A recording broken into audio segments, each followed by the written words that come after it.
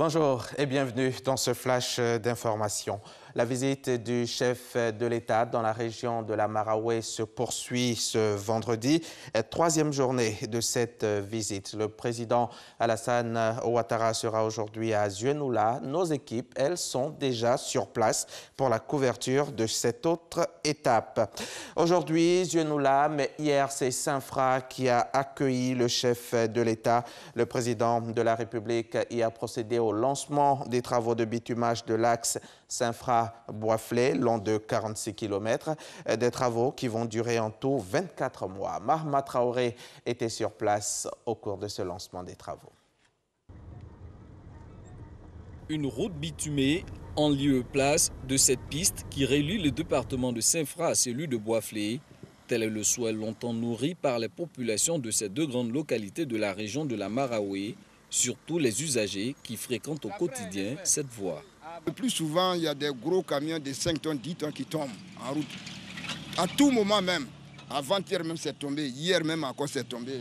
Vers Yaokrou, Prosdi Blanfla, il n'y a pas l'état des routes là, c'est pas praticable.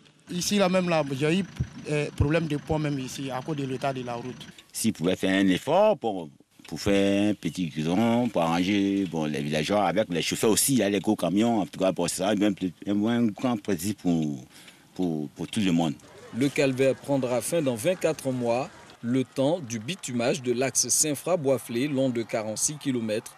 Les travaux ont été lancés ce jeudi par le président Alassane Ouattara à la faveur de la visite d'État qu'il effectue dans la Maraoué.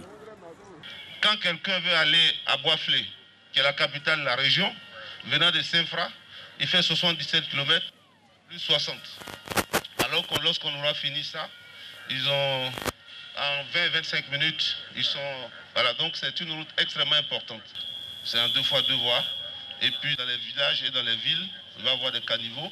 Mais dans les villages, on veut faire des élargissements. Du bitumage de l'axe Saint-Fra-Boisflé, c'est un offre de soulagement pour nous les transporteurs. Parce que ça nous enlève une épine du pied. Parce que pour une distance de 45 km, nous étions obligés de taper pratiquement 2 heures de temps sur la voie. Avec ce bitumage, Saint-Fra gagne. Les transporteurs, ils gagnent. Le chantier prend également en compte l'aménagement de 12 km de voirie à l'intérieur des villes de Saint-Fra et de Boisflé. Les travaux se situent dans le cadre du programme d'entretien routier 2020-2021. Le développement, c'est la route, mais c'est aussi l'électricité et l'eau potable. À Saint-Fra, le chef de l'État s'est rendu au quartier Proniani Extension, où il a mis en service 2 ouvrages. Le premier, l'extension du réseau électrique de ce quartier de 1200 habitants. Et deuxième ouvrage, le réseau d'adduction en eau potable reliant Zambacro, Saint-Fra et Gagnoa, de quoi améliorer les conditions de vie des populations. Mahama Traoré nous en dira plus dans le 13h. Le nouveau président par intérim malien, l'officier à la retraite Bandao, doit prêter serment ce vendredi, ainsi que le nouveau vice-président, le colonel Assimi Goïta, chef de la junte qui a renversé l'ex-président Ibrahim Boubacar Keïta.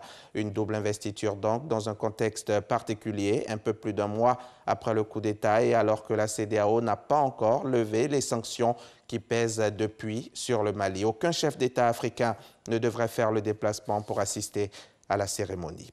Des arrestations sont pressenties dans le scandale KEMSA du nom de l'agence des achats d'appareils médicaux. Nous sommes au Kenya. Mercredi, le Sénat a entendu le rapport de la commission d'éthique et de lutte contre la corruption. Elle a identifié au moins 15 fonctionnaires et hommes d'affaires mêlés à cette affaire qui porte sur 78 millions de dollars de malversation, soit environ plus de 40 milliards de francs CFA.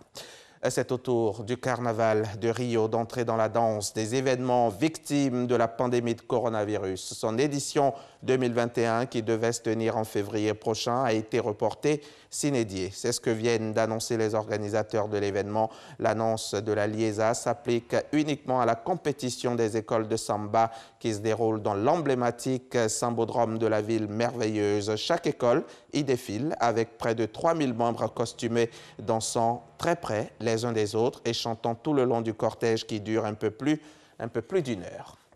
Et c'est la fin de ce flash. Merci de l'avoir suivi. Je vous retrouve tout à l'heure pour le journal.